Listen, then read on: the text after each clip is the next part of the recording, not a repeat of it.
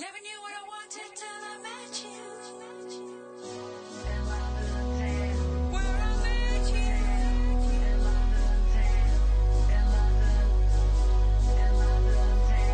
Where I kissed you. Always wanted to feel it. Hello everyone, this is Marisha for Love Your Creativity, and here we are again with the regular weekly coaching session with Ryan James Locke. How are you, Ryan?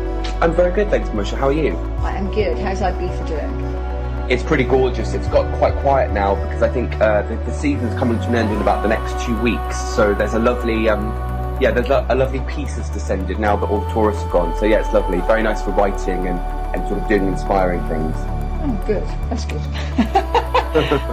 Yeah, London's still as crazy as ever. Nothing changes. In fact, I think it gets busier because, of course, everyone comes back after a summer away, don't they? And so everyone's got that. It's London, it's September, it's like going back to school. Yeah, it's slightly depressed. Yeah, but also I've always found, I mean this year I'm not, but quite often in September I'll start a course of some kind to learn something, and I've done that probably most of my adult life really, because I like that sense of resetting goals, that kind of idea of let's pick up life and let's see what I can do certainly in the next quarter. It's nice to have some really big goals to carry it, because let's face it, we've got autumn, darkness, more rain. We've got a good 6 months. It's good to have something to drive you through that, really, I think. I think September's a brilliant time to set new goals. I'm just about to launch a group coaching program, and I wanted to do it at the start of summer, and then the more sort of research I did when I put it out there to people was that actually September is the best time, because everybody's, like you said, kind of they've come off holiday, or they've finished all the sort of summer madness, and they're really ready to like knuckle down and, as you said, go back to school. I like that analogy. Yeah, and I think, there's two time of period years. Obviously there's January, but I always find January such a hard, cold month, especially after the Christmas celebrations. Whereas I think at least with September, you've kind of had a summer to rest, and I do think we're primed. I think from children on, we were primed to go to school in September and learn something new. And so I guess what we're saying to, probably you and I should both be setting some big goals, and I guess our listeners should probably be thinking what is it they need to learn now which will forward their creative careers or their businesses. I think that's a really great question actually, because I was coaching someone yesterday about this, and we were talking about this idea that often we set a goal or we have an intention, either professionally or personally or creatively, and what I always get clients to do is I always ask the question, what do you need to learn in order to help you get there? And it sounds fairly, flippant, but I think a lot of the time people really miss that, and they think, I'll just work. For example, they think, I want to, achieve X or achieve Y, but they don't realise that just pushing and trying hard to make it happen isn't always the best way. Often, it's about working smarter, not necessarily harder, and I think study is definitely a very important part of that. Yeah, of course sometimes it's a study like go to class to get a technique sorted, whether it's a painting technique or being able to belt, or a different way of approaching improvisation or whatever, depending on your own business. But I think certainly for me, I think ongoingly I'm realising how I just need to keep moving on the mental space, because I've had effectively, as we discussed last podcast session, I kind of came off doing a play exhausted, going, oh my goodness, and you were saying to me very much you need a rest, which I've done, and I definitely feel ready, which is good, because of course I've gone slamming to other bits of work, and starting a new play, and it's all very kind of crazy because we go up a week tomorrow, and so there's all that and all the attendant running around that needs to be done, and learning, and also trying to be free, and getting used to a different director and different actors and all the kinds of things that. And I'm going, oh, hang on, what about my London Town track? And that's why, really, because I've done a little bit of work this week, but because everything else has just piled on top, and I've also had to have moments where I've just needed to rest, and now I'm going, hang on a second, and it's almost like when you've stopped doing something, when you've put it down, it's about that. It's much easier to push a stone that's rolling, whereas if it feels like it's come to a natural halt because you've got busy doing other things, you feel a bit guilty that you stopped working as hard on your side project. You think, oh, what's the point? Will anyone love it? Where I stopped it, I was getting interest, but now I've got no interest. I've got to start again. You see what I'm saying? So maybe also using the fact we're September as is a good thing for me, if you know what I mean. Yeah. To go, okay, I can pick it up, and it's not just because I've laid it down for a couple of weeks doesn't mean I'm a failure. Actually, it means now is, you know, I've got to get the next few days out the way, and then I can go, okay, let's move forward again. I think I love what you said about it's easier to push a stone that's rolling. I think that's a really good quote, actually. That's definitely a tweetable. So anybody listening, I think that's a great thing to tweet. Like a rolling stone. I might actually use that in an article. Thanks, Marisha. That's all right. Just credit me, darling. That's all I'm after. Just link. But I want to go back to what you said. Two things that I really want to share with you here. The first is I'd like to encourage you to really minimise a sense of guilt, because ultimately, as we discussed in the last session, it is natural and it's okay for things to fluctuate. In an ideal world, we'd stay focused 100% of the time, and we'd be able to juggle 20 things and everything would get done. In the world that we live in, that's not. And, you know, you are very busy. You are doing a lot of things. Crazy, so, yeah. Exactly. And that's a testament to your talent and your networking ability. So I'd really encourage you as your coach to sort of really minimise, you know, the sense of, any sense of guilt, and to sort of perhaps replace that with more of a sense of, you know, like, let's use an example. You know, it wasn't a Christmas track that now isn't relevant until next year. Yes. That would be slightly different, you know, if it was like the Merry Christmas London Town. Obviously, you know, you would have missed the boat by a while. But with what you've done, it's still applicable throughout the year. It's a very strong theme. So, but I just want to go back quickly. Last week we talked about, you know, you recharging, and part of that recharging was self-care. But another important part was learning to say no to people. Yeah. So talk to me about how did you put that in place, and how did that work for you? I have definitely had a couple of clear conversations with people asking me to do things, and I've just had to say, I can help you, but you've got to be aware I've got, you know, this schedule and this play and this, you know, and all that. I've been clearer about letting people know that much as I like to help them with what they've asked me to do, it's actually physically and kind of possible. Yeah, good.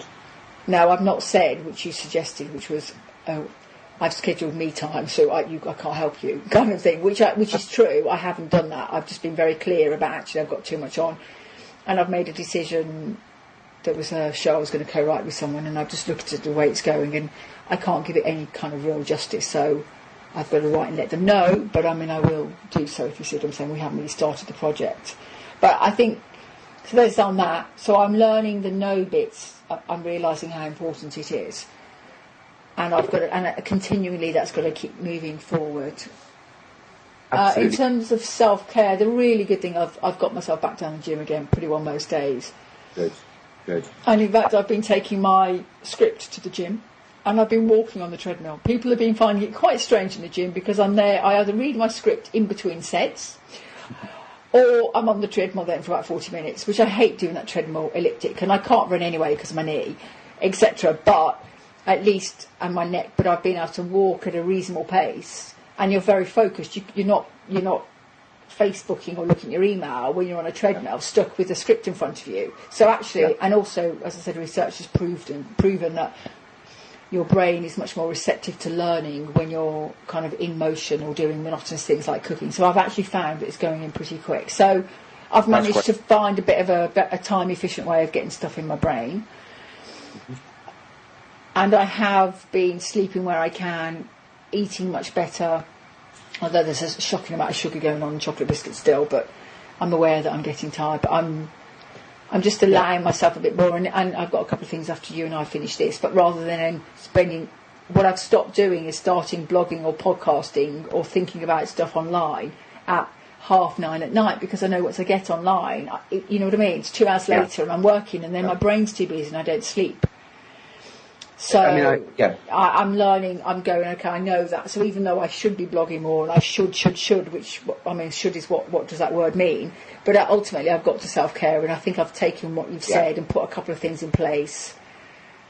And just the fact that I haven't gone to the gym today, and my knee's actually a bit sore, I think, from actually doing too much walking, and it felt a bit locked today. But I do feel I've recognised that there's a couple of issues from the last podcast of self-care and saying no. And I'm sure that I'm going to fall down, But at least I've been clear and clarified stuff where it's come up. I mean, I think that's great. Something you said just now, which I think is very important to mention, about what does the word should mean. I actually, I'm putting together a workshop for next week, and one of the modules in it is called Stop Shoulding All Over Yourself. So I think little play on words. But the reason I wanted to mention this to you is because I find with clients that the word should actually gets them in a lot of trouble. Oh, it just makes you feel, I should have done my show reel, I should be here, I should have done this. I can give you so many shoulds, I'm just going, no, I need to stop. But And it I think still what- creeps yeah. in. It's inevitable. Even when I'm aware of it, it's amazing how that guilty should runs around and sits on your shoulder going, whispers dark things in your ear about what you should have done. The word should either makes you wrong or somebody else wrong. Yeah. And that's something I read years ago in a Louise Hay book, and I think it's incredibly important, especially for creatives, whether you're a singer or an actor, or you're a small business owner listening to this. If you're using the word should, I would really look at two things. One is perhaps you don't want to do it, and that's why it hasn't been done. Or two, it's not the right time. But there's an exercise in a book called You Can Heal Your Life, which I think is a great book. Oh, yes, I read it many years ago. It's great, isn't it? Yeah. And she gets you to make a should list, and then you replace should with I could if I wanted to, or I choose to. I should sorry, say that again. Sorry, you instead of using the word should, you say I choose to, or I could if I wanted to. I choose to, I could. So I got a bit distracted. Even though it's a Monday night, I don't know what is going on outside, but I think loads of people have got really, really drunk, which on a Monday is pretty hardcore. I don't know if you can hear, but it's quite bonkers the amount of noise that's coming out of this end. So I was going to say, it's ironic that I'm in Ibiza and it's quiet and peaceful outside. I mean, yeah, they're all screaming someone's name. It's amazing. Although sorry to go slightly off topic, but I always used to, like in January, when everyone else gives up drinking, Yeah. I've always been like, no, I'm going to drink because I might as well party in the hardest month of the year. I quite like that. You know what I mean? There's a certain logic there. Yeah, you like party in the month you need to, right? When it's cold and dark and you've got no more Christmas presents and you're paying for the Christmas presents and you bought. I always found that quite funny when people, like when people sort of, to add to the overwhelm and the stress, they then do a detox in January. So it's like, I'm like, drink hard. Well, but a glass of champagne's not going to kill you on a Saturday night when it's a cold night. Yeah, it's just a way more fun. And equally Monday nights, Monday, Tuesday's best night to party, because why do it on a weekend, be bridge and tunnel about it, right? So anyway, back to, we digress. So I choose to, it's good. Whatever phrase, whatever word, whatever way, whatever you would say in your own language, that's a very important thing that I always talk to clients about when it comes to like affirmations or reprogramming your mind or your beliefs. It's really important to use words that you use. I remember doing affirmations years ago, and one of them was something like, oh gosh, what was it? It included words that I just didn't say in my vocabulary, so the affirmation didn't have any effect. So when you're trying to replace words or phrases, it's really important to use words that your brain and your mind recognise. So, when you find yourself perhaps thinking, I should be doing this, I would really encourage you as your coach to sort of look at, if I chose to, I could be doing it. However, and then look at perhaps maybe you don't want to, maybe the time isn't right, or maybe you can get to it tomorrow. Yeah. No, But it I doesn't. know that. I think one of the reasons I think it's such an important thing to sort of talk to clients and people listening is that the word should doesn't do anything. It either makes you feel guilty or it makes somebody else wrong. I've never heard the word should really used in a positive way. Yeah, and it just, in fact, I did a podcast interview last week with Georgina Sowerby, who's an amazing director and improviser, teacher and actor, and she always said, if she's got the word should in anything, it really suggests to her she needs to find another way of doing it. Because it's almost like the reason she says the word should automatically means it's something she's got a negative issue with. I actually think that's 100% spot on. She's incredibly doing a show at the moment called Oxbow Lakes. I'm hoping to get and see this week. But she really does go ahead and make great work and really inspire others. And I thought, yeah, she's right there. Well, going back to what we were saying last week in the session, is that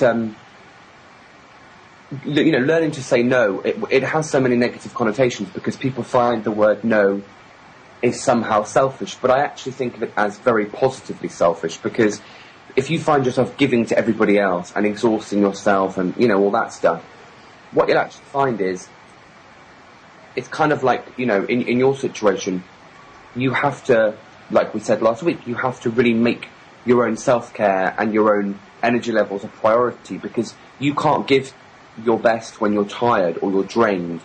And it's the same with, whether you're a coach or a consultant or anything. And I think as well that I think when you recognise as well that when you're really trying to move things forward in life, really change stuff up, or you're in a very busy period, that's the time when you really have to choose when you're going to drink and really look at try, even though it's really tiring to go to the gym or go for a walk, and to make sure you make the right choice and really eat really well as well. I think those are two. Well, I know from personal experience and from working with people that those are actually incredibly accurate points. The food you put in your body, it's the fuel that you're running on. Things like, there's a great saying about meditation, and it's something along the lines of the busier you are, the more you need to meditate. Oh yeah, is it Gandhi who said? Someone said, he said, it's getting really busy, so I'm going to meditate for 2 hours, and someone said, oh my God, no, you can't possibly, it's so busy, there's so many crises going on that you can't possibly meditate for 2 hours. And he went, well, if it's that busy, I need to meditate for 4. I understand, yes, that's it. I think that's incredibly, I certainly found that. I had a really busy day on Saturday, and I actually woke up early to meditate. And I did something like 25 minutes, not that long, but what I found was just starting the day with that stillness, it really changed, rather than sort of sitting down and getting an overwhelming number of emails and finishing copywriting, you actually, you come at it differently. And I think for creatives listening, that if you're going through perhaps an overwhelming time or you're busy, those are really important things to look at with yourself. Make sure that you're eating really well in whatever way works for you. Make sure that I love what you said at the beginning about the fact that you've noticed the positive influence, the positive impact of going back to the gym. Tell me a bit about that. How are you finding that's improving your mood? Well, the thing is, I've always realised how important it is for me, because I've always trained. And I mean, even when I was kind of at university, I'd go and spend my summers out in LA running on the beach and just really training. I weightlift, which I find, and I've got a very serious neck injury, which is a real problem. And if I don't train the muscles in a very safe way around it, and my posture goes, then the pain just gets worse, not better. And also it's mental, completely mental. I spent my life dealing with stress through exercise, and then if I don't exercise, it's amazing where my brain goes. I get dark, I get depressed, I feel really unhealthy, I can't get anything done, you know what I mean? And then of course it's proven how much exercise helps the mood and lifts endorphins. In fact, I can't remember what the name of the book is, someone wrote a book recently about how exercising helps everything, even your brain cells and everything else. And I think it's really true. So since I've gone, okay, I'm going to get down there, and it kills you. And even yesterday I walked in on a Sunday going, how, I can't believe I'm in the gym again, oh my God. But once you start, it's amazing. And of course you come out feeling great. And of course, if you weight train, of course, what happens is it's not just like doing kind of cardio where you just burn calories in the moment. When you weight train, you're actually increasing the size of your muscle, and everyone loses after the age of 25. I think it's a pound of muscle a year through natural loss. So you have to really train, you know what I mean, to put that muscle back on again. Yeah. And because if you don't have muscle, then your metabolic rate drops, and you can't eat as much, and then you get fat, and blah, blah, blah. I mean, I am, for me. So I know about exercise, but it just still doesn't mean that sometimes I don't do it. So I'm feeling way better. Although I'm aware that I'm eating so many chocolate biscuits and sugar. My Haribo obsession continues. But this is because when you're tired, it's short-term energy. But I'm trying my best anyway. So. Well, you never know. Because you've given them a mention, they might send you a free bag. Oh, good lord, don't even go there. I could wallow in it. I'd like a bath full if they're going to send me some. But I think it's important to... I said it's got to be self-care that you can fit in your life, but I think you've also got to be you've got to find the self-discipline to do that. And I was reading today, actually, in one of the papers, that Paul Smith, the designer, every morning he goes for a swim at 5:15 in the morning, and then watch the sun come up at 6 in London. and has That's been lovely. taking photographs. So he's gone from being a designer to taking photographs. And although lots of very famous photographers has taken photographs of his clothes, he recently has been taking his own up. So, oh, hang on 1 second. Hold that thought, darling. Well, I like what you were saying about the Paul Smith story, but most people that are quite, that are at the top of their game in any sort of industry. I know Anna Wintour, the US editor of Vogue. She wakes up at 5 and plays tennis for an hour, and she said for a long time, because it keeps me mentally, focused and physically. And I know for myself, when I get really busy, what I've learnt now is, the other day I was still up at 2 a.m. sort of finishing something, and I really realised that in order to give my best, and for anyone to give their best, you have to have a practice that works for you. Going for a swim's nice, or going for a run on the beach, or, anyone listening, I would really encourage you to sort of look at your self-care routine and really look at ways you could fit in. It has to work for you. That's the first thing. But I think also it does have to work for you. But like Barack Obama, famously at 6 every morning he plays. He's got a real disciplined routine. So he gets up at a certain time, and then I think it's 6 o'clock every morning he plays basketball with some people.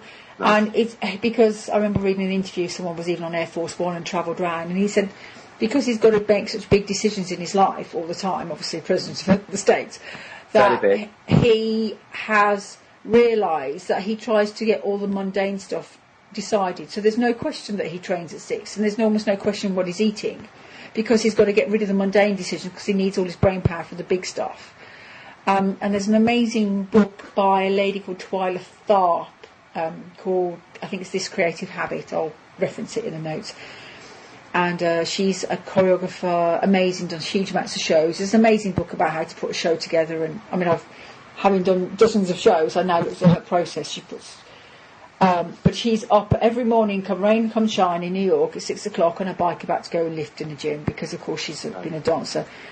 And then then at 9 o'clock in the morning, she's ready to work at her creativity, because I think that's what often comes up with creative people. We don't have that 9 to 5 discipline, or the 7 till 9 discipline that, so if you almost have to put it in yourself. And I know when I've got a process where I have to be somewhere, I have to be at rehearsals, or I have to do something, then you really get things done. And if you don't, I was talking to a friend of mine yesterday called Liz Rankin, who you may have met, amazing. She's movement directed over 50 Royal Shakespeare Company productions. She's also a painter who works in the National Portrait Gallery, and she's also writing a book as well at the moment. She's just incredible, everything she does. And I did a podcast a few months ago, which I'll reference, but she was saying yesterday she likes this idea that she's working. So at the moment she's going to the British Library because she's researching something, and she's there. She does she does 6 hours a day, and that's her work, so... I think that's a really great point you've brought up, actually. I just wanted to go back to it.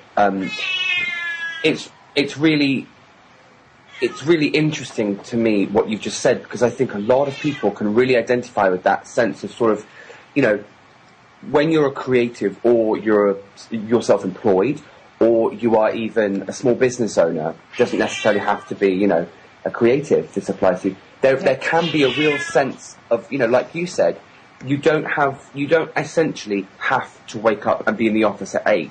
You don't have to be, on a conference call or anything. So it can be easy sometimes, I think, to perhaps... The cat is agreeing with you. Well, that's the main thing. To perhaps, sometimes it's important to maintain a sense of routine. And I know for myself, I've really found it very beneficial to set a time to wake up, set a time to eat breakfast, set a time to do certain things, because ultimately, that's what people in an office would do. I know, but what I'm realising, and sometimes if you've got an early shoot, you are up super early, and you get so much more. And I actually am starting to see, as I said, we've just got Barack Obama at 6 a.m, Paul Smith at 5:15, Anna Wintour at 6 o'clock doing tennis. I think that actually, I'm starting to realise the more creatively I can kind of go to bed early and get up early and try and use that time the better. And so I guess, in fact, because obviously you and I don't plan these chats and these coaching sessions, they kind of meander as they will. Then after our talk last week about self-care and this week seems to be turning up about really about A, setting goals, and then B, also setting goals about how best to set up your daily work ethic and your daily habits. And obviously if you're doing creativity as a kind of part-time thing at nights and weekends on top of a normal job, or whether it's a full-time thing, that the more we can schedule self-care, schedule exercise and schedule time to work and write, then suddenly that's where you can start looking at your life and going, oh, hang on a second, I can really move things here. Yeah, I would have if I could, I would have everybody scheduling in self-care time, because like you and I discussed, things like goal setting and self-care, it baffles me that they're not taught in schools. Yeah, you're right. It really, it really baffles me, because, you grow up thinking you have to learn all these things in order to be talented or in order to be successful. And then you become an adult and you realise that academic stuff essentially doesn't really mean anything if you're burnt out. And talent doesn't mean anything if you don't put the hours in. If you don't put the hours into market or to practice or to... Yeah. Isn't it scary when you sort of sit there and realise that... I remember coaching somebody a few days ago, and they're a new client, and they were really frustrated about something in their business. And I think this could actually apply quite nicely to creatives.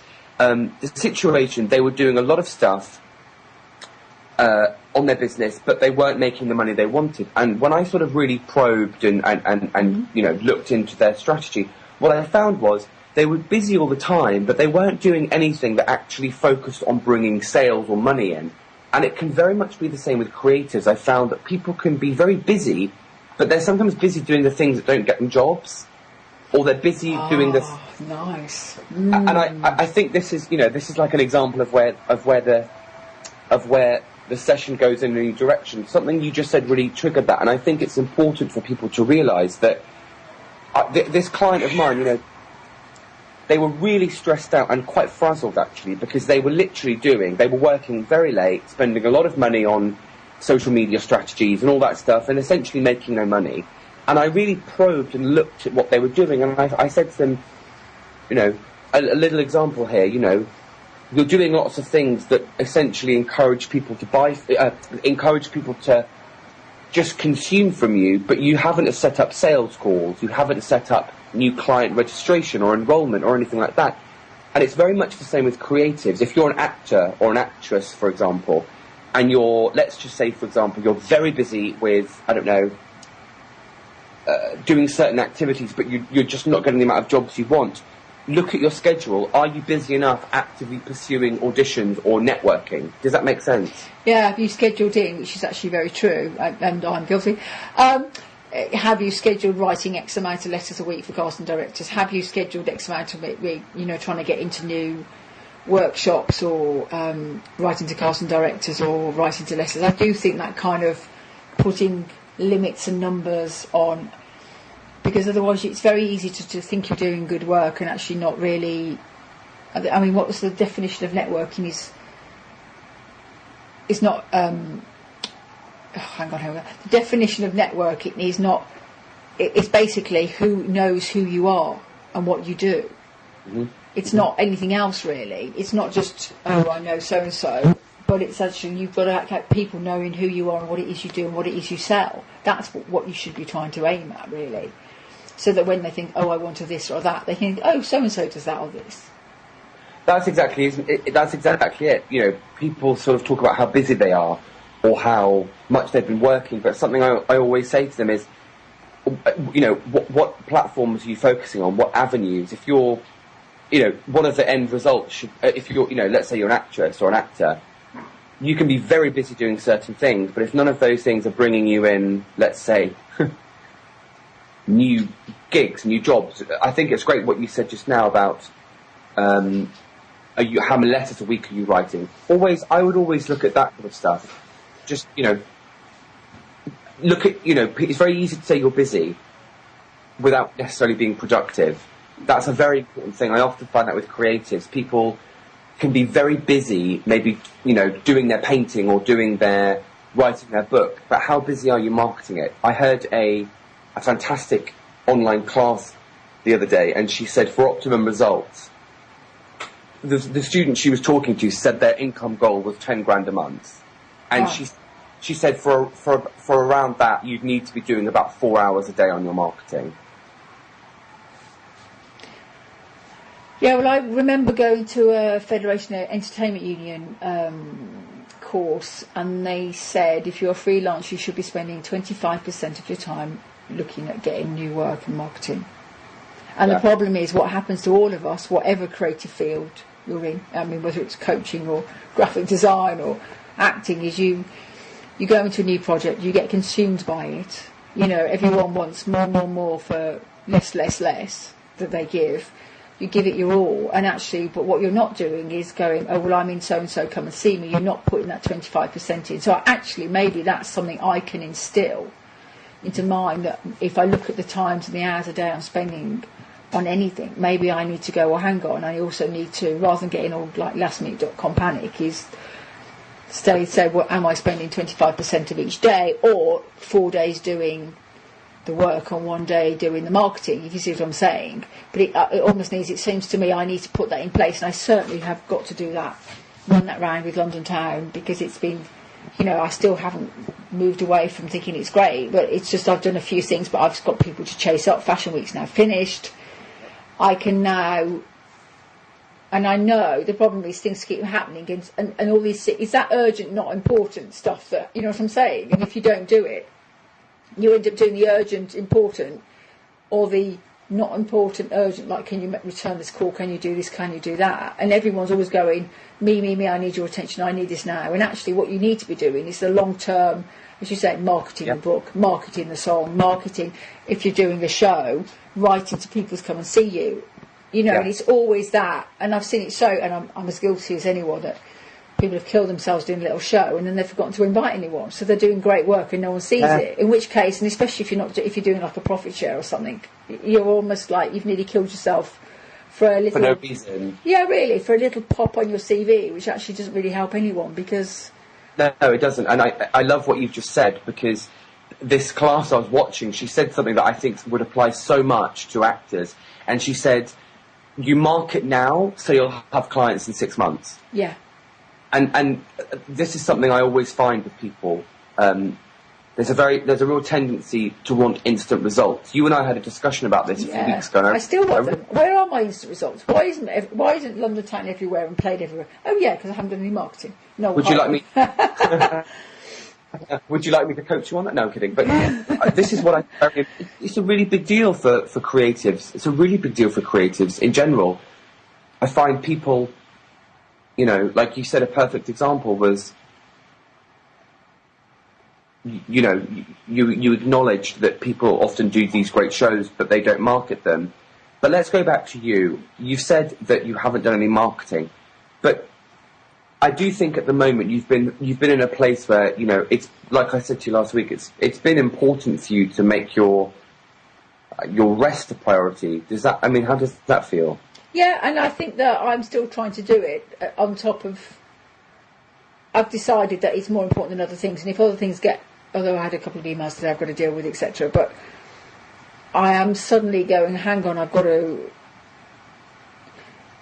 I think from what we're talking about here, my self-care needs to come first, and then also I need to set some goals for marketing, A, the next play, and B, and myself within that, and obviously putting some time back in for London Town again. I need to almost set some X amount of phone calls, X amount of emails, those kind of things need to be put in place, and really find a way to do that, because otherwise you end up spinning your wheels, not really moving forward. And I mean, I've got a friend of mine who's written one book which is really interesting, but he doesn't market it, so he's already writing the next one. And Michael Hyatt has got that great book Platform, which they got, was it last Christmas or the Christmas before, I can't remember now.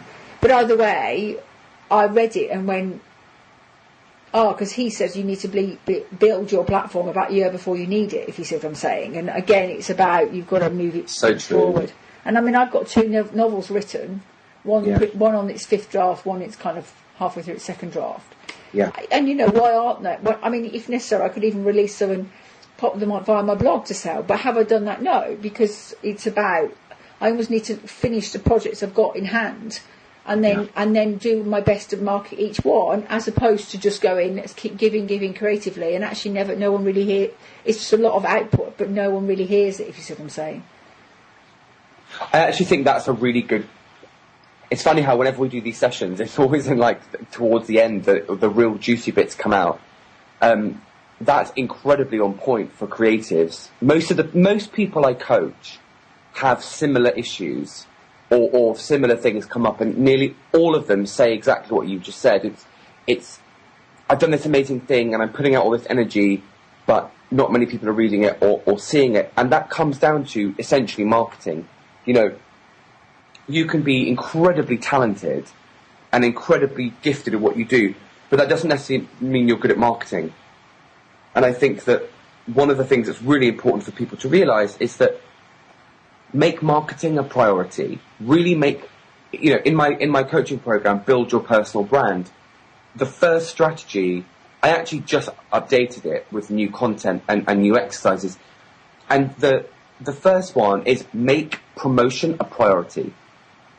And somebody actually emailed me saying, I find that a bit, uncomfortable. And I sort of had to question why they were even reading my work, which is all about promoting yourself, if they didn't want to. But the whole point I go through with clients and that strategy is what you've just said. And it's, you have to make your promotion a priority. You have to make your marketing a priority. People who do, in the coaching world, for example, most clients will read your material for 3 to 6 months before they contact you and say, I want you to coach me. Or before they say, I'd like to download your book or your course or your how-to. So it's about that thing of, I love what you said about, you acknowledge, for example, people. Sorry, you cut out. You acknowledge. When you said, how many people are you writing to? I think that's a very healthy. It can be challenging, but it's a very healthy thing to do. To the people listening, I would really say, if you're stuck or you're noticing maybe you're not getting the results you want, really take a few moments and, like with what Marisha said about, look at black and white, cold, hard facts. How much are you actually marketing? Because the facts don't lie. That's what I find funny. People will sort of waffle a bit, won't they? And they'll say, times are hard. Who says times are hard? Yeah, If it's the economy. Is it? I know lots of people making really good money. Or people say, nobody bought my new single. But, that's because people don't buy music. Yeah, they do. It's just you haven't marketed it. That Vamps video, they've now got, it's not even been released yet. I think it's 2 weeks to the release date. It's now on 1.8 million views on YouTube. I know who you mean, yeah. Yeah, the Vamp. And it's not even, as I said, I've had friends see it in Spain and on Channel 4 over here, and it's just amazing because they're just going market. They've got a great little track, a great little video, and they are killing themselves to market one thing, and that's all they're doing. And I think that's what, obviously if you do that, it's not a great product, it's different, but they've got a great product there, so it's really catchy and great. So to wrap up, I guess I'll come back next week with some very clear goals and as you say, specific goals on marketing. And obviously you and I had a quick chat beforehand, and if we do have any listeners who would like to ask you and me any questions, they can either contact me through the Facebook of Love Your Creativity, or contact you through your Facebook. What's your Facebook page called? It's called Ryan James Locke, Be Your Own Publicist. Great. And the other thing is, if they, another way they could do it, if they go on my website, loveyourcreativity.com, there is a button on the right, Speak Pipe, and they can ring in a phone call basically and ask a question. And of course we'll play it if it's suitable and polite, and they've got a question about marketing or whether they're creative or small business or mindset or creativity, and you and I can have a look and see if we can help, because it'd be nice to kind of spread the love, as it were, and spread the world-weary advice of us two. All in for live coaching, I think that's great. Yeah, so it'd be good. So great, well thank you Ryan, and I will speak to you next week. Have a great week, Marisha. Bye. Thank you, bye. wanted to